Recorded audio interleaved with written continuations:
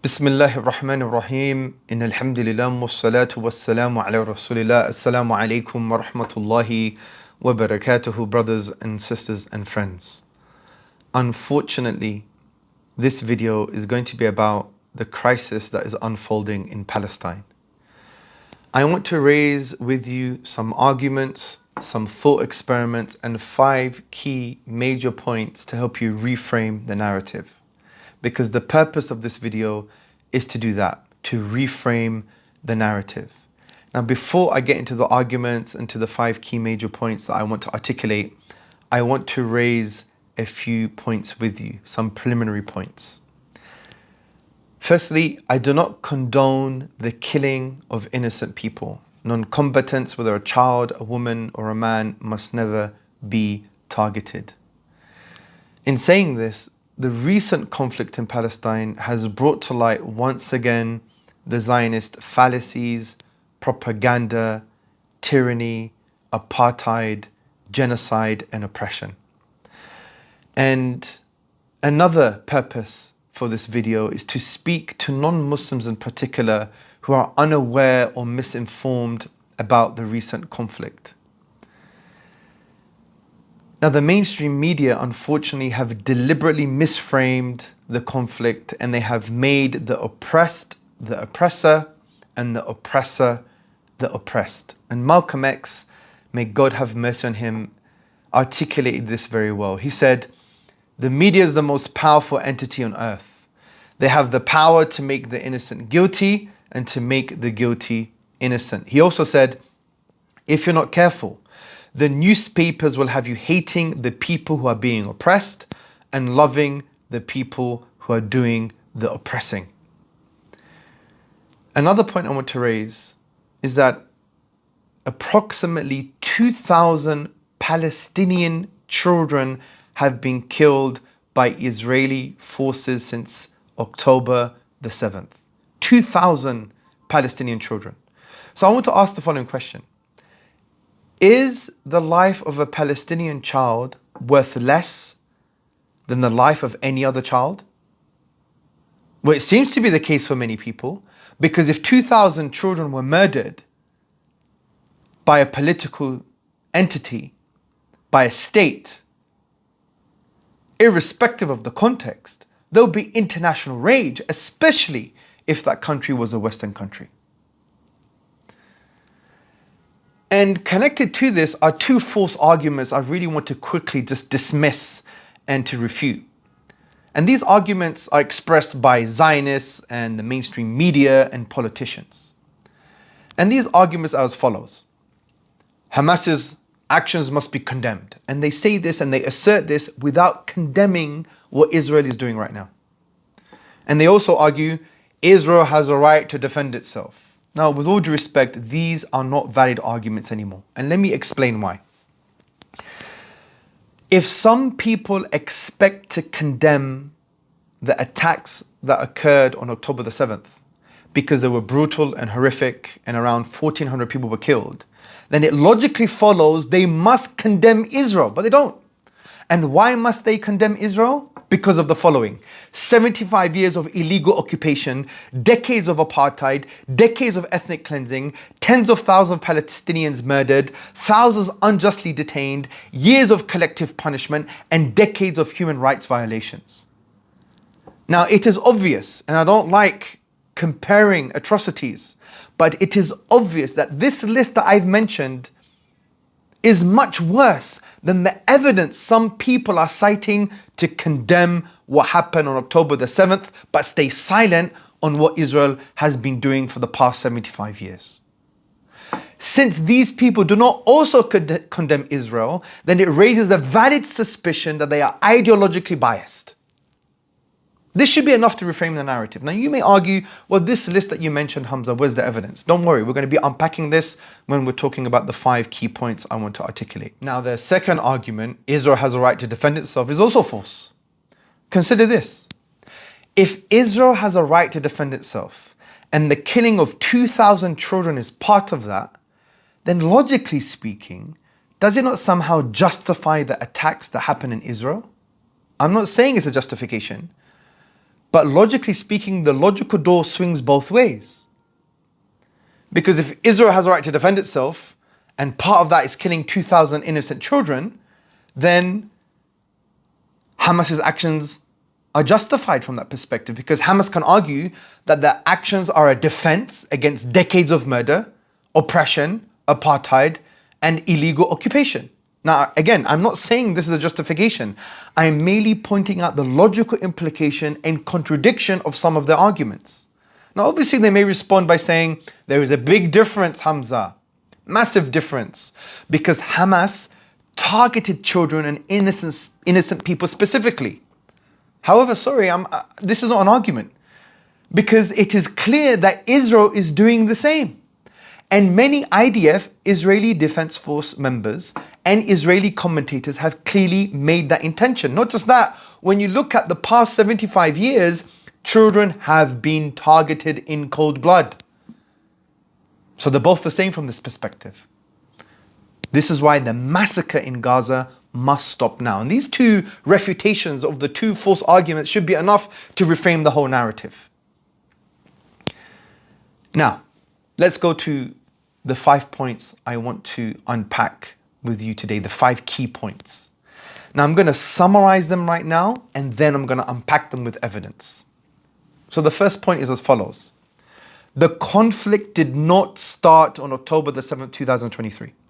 It has been well established that Israel has been illegally occupying Palestinian land for over 70 years. They have engaged in ethnic cleansing, established an apartheid system, and they have been oppressing Palestinians, Muslim and Christian, for decades, killing innocent civilians, many of which have been children. Point number 2. Between 2021 and 2023, over 130 children have been murdered by Israeli forces. Also, hundreds of Palestinian children have been unjustly detained prior to this current conflict, and there has been no outrage from the international community. So the questions are, why the selective outrage? And is a Palestinian child worth less than an Israeli child? Point number 3. Gaza has been an open-air prison since 2005. Gaza does not have full control or autonomy. The people of Gaza have been living in conditions that have been described by academics as perverse and degrading. Point number 4. Notwithstanding Hamas and Islamic Jihad being proscribed groups in many Western countries, there are many other factions that use their legal right to resist occupying forces. This legal right is well established in international law. Fifth and final point, commentators have argued that Israel, with regards to its response, is proportionate and justified. This is a ridiculous statement, as they are the oppressors and occupiers. Such arguments can only make sense if you believe the crisis only started on the 7th of October 2023 and you ignore the previous 4 points. So that was a summary.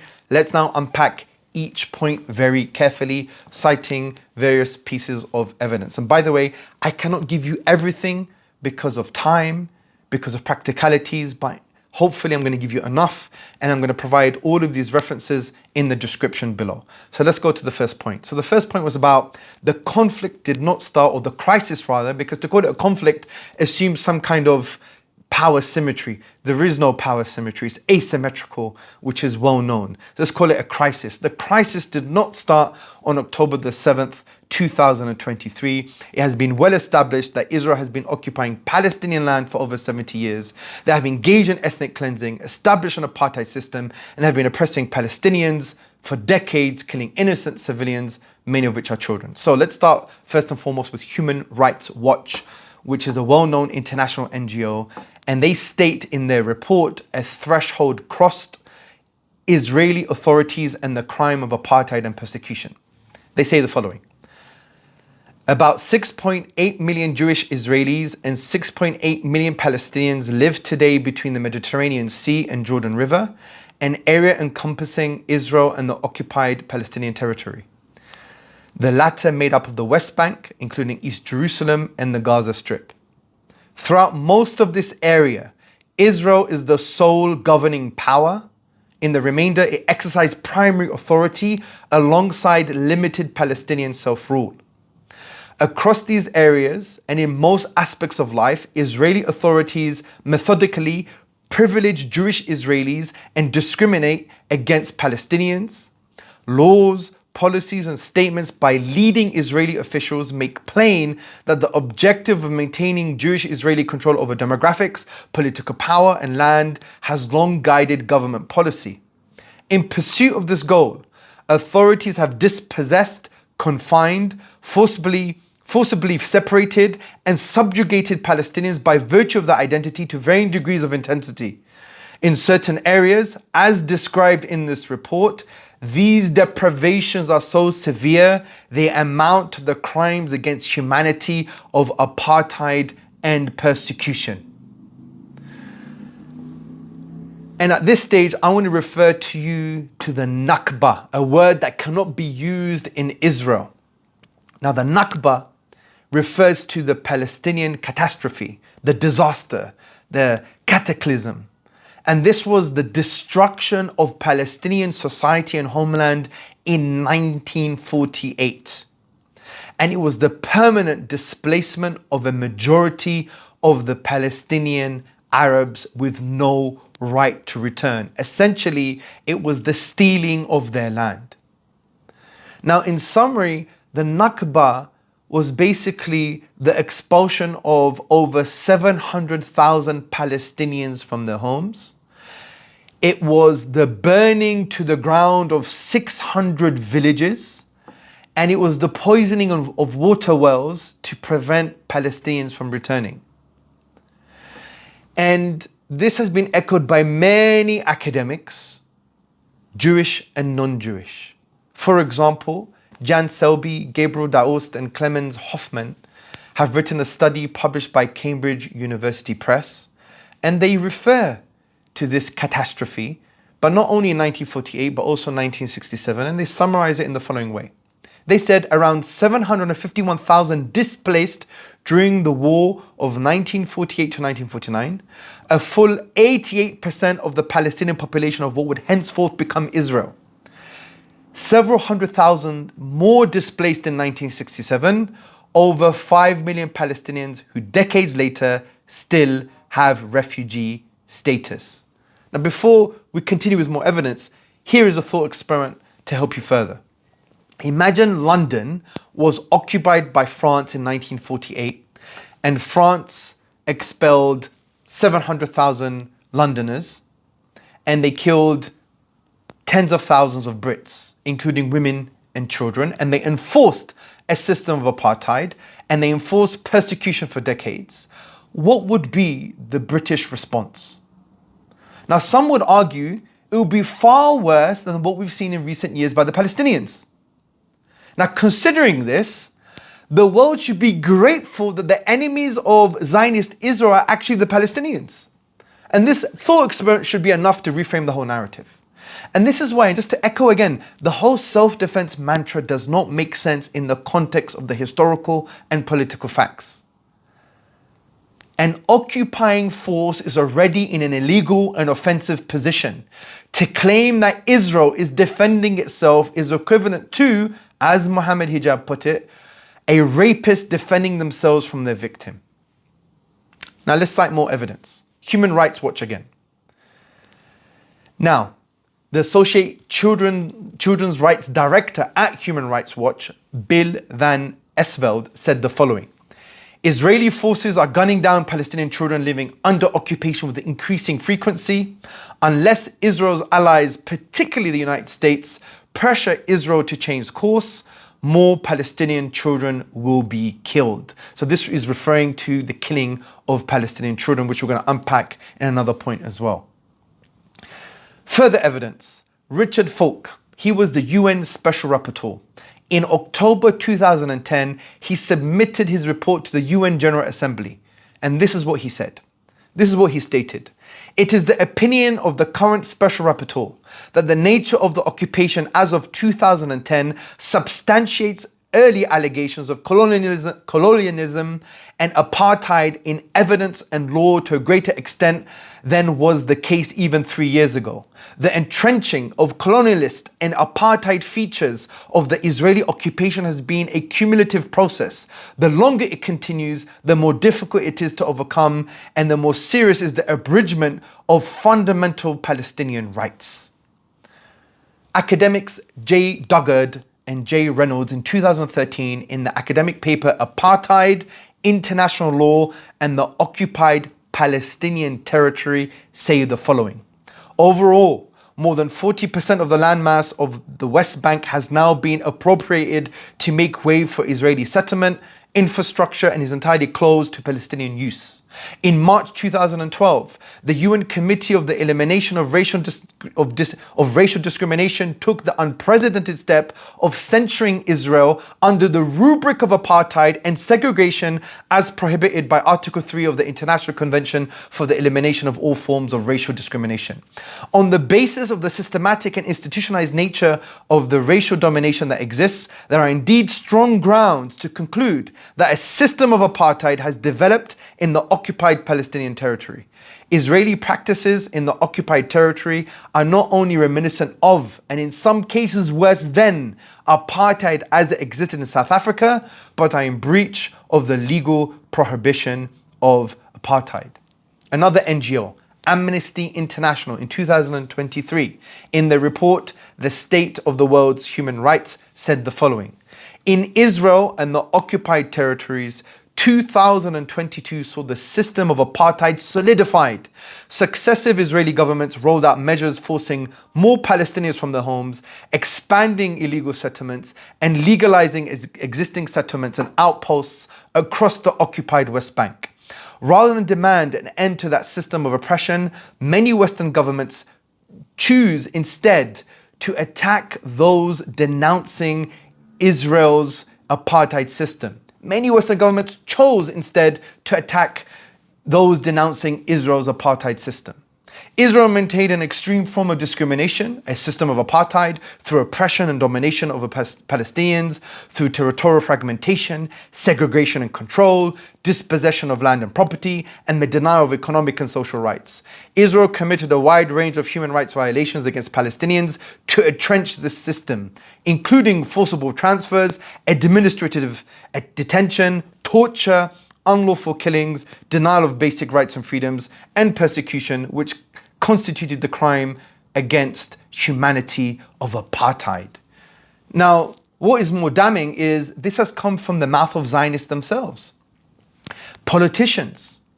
Zionists have admitted to the ethnic cleansing of Palestinians since the 1940s, and it is something they want to continue to do.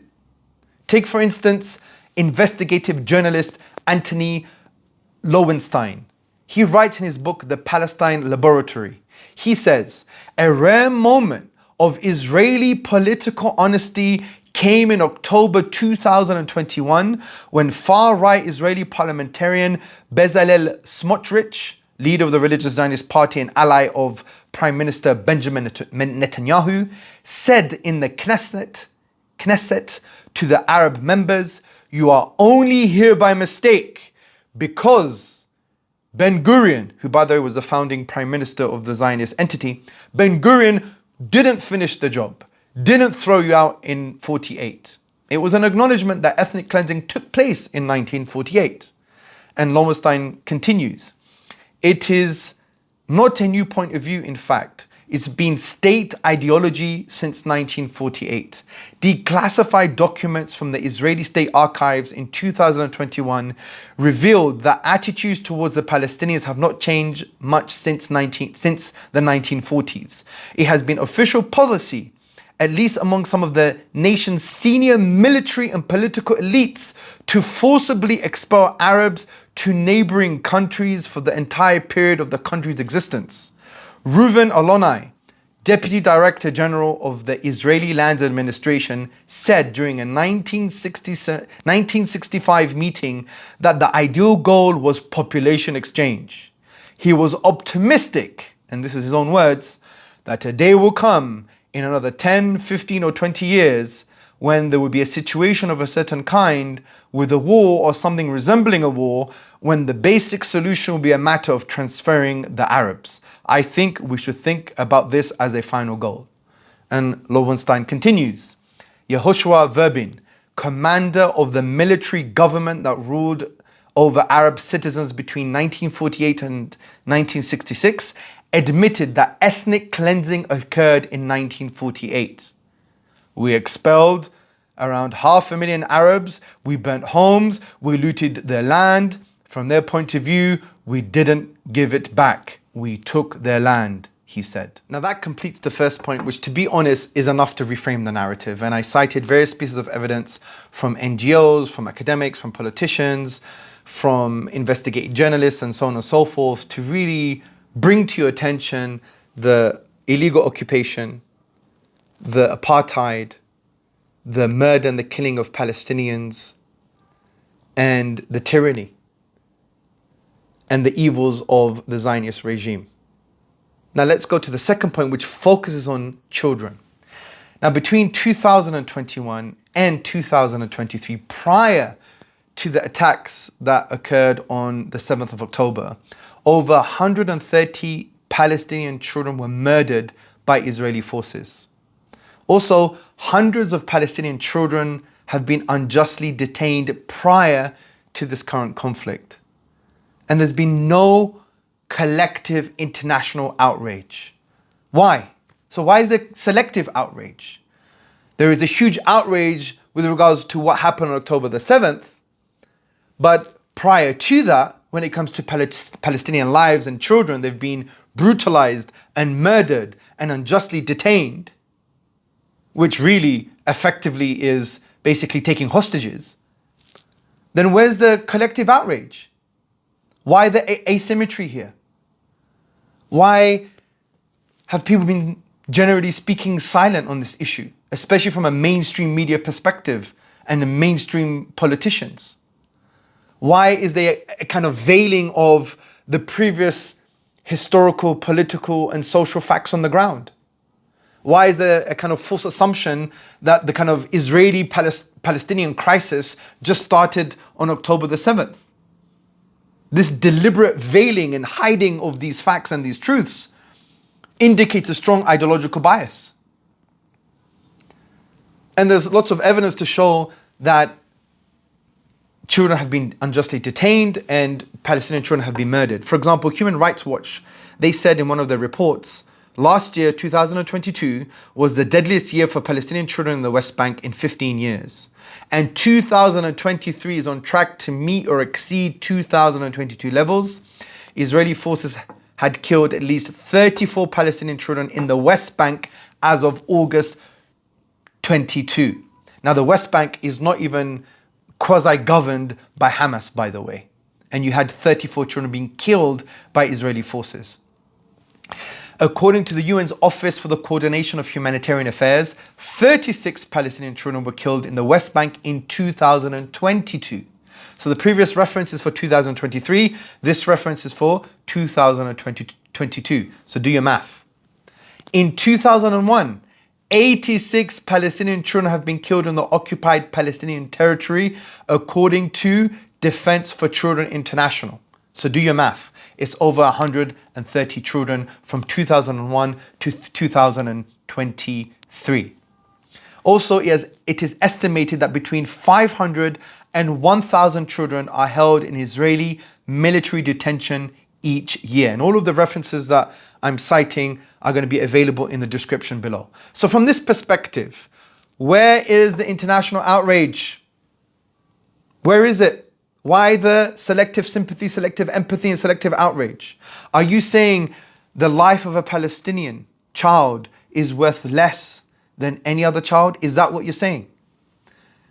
These pieces of evidence is enough just to reframe the narrative. Now let's go to the third point. Gaza has been an open-air prison since 2005. Gaza does not have full control or autonomy.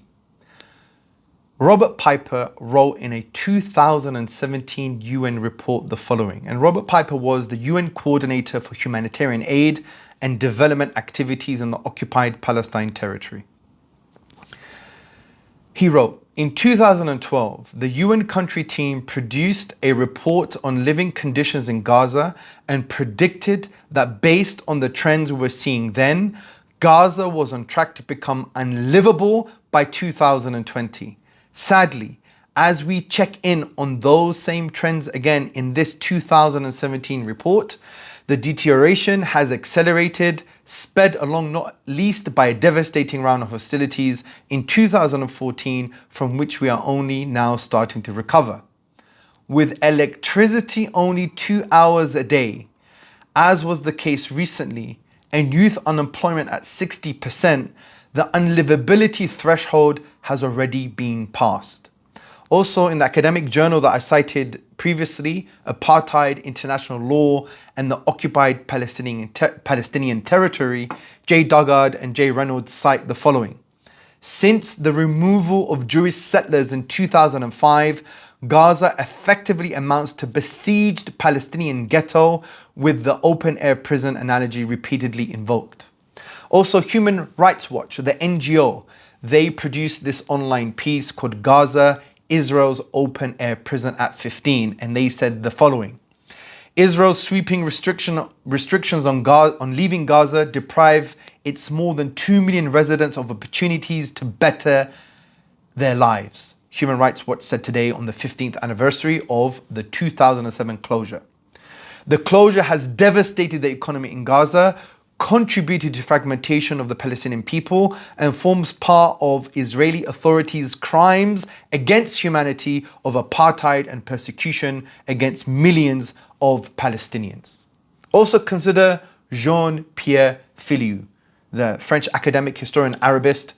He has written extensively on religion and politics in the Middle East, and he has written an academic article detailing Israel wars on Palestine. And he had the following to say. Meanwhile, according to a document leaked to Haaretz in October 2012, Israeli decision makers had fixed the average daily intake for the population of Gaza at 2,279 calories per person and were allowing supply trucks into the strip on that basis.